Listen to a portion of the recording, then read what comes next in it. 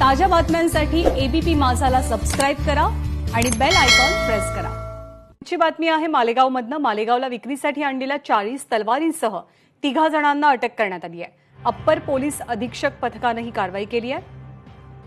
अजय सोनावणे आपल्याला अधिक माहिती देतात। अजय, कशी झाली ही कारवाई आणि कुणाकडनं तलवारी जप्त झाल्यात?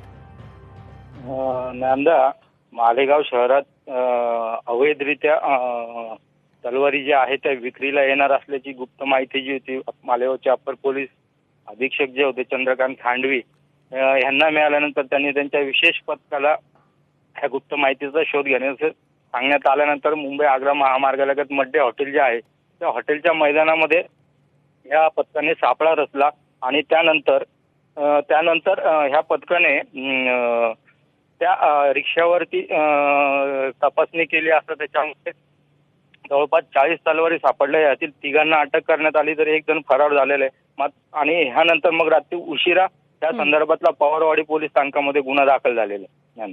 धन्यवाद अजय या माहितीबद्दल।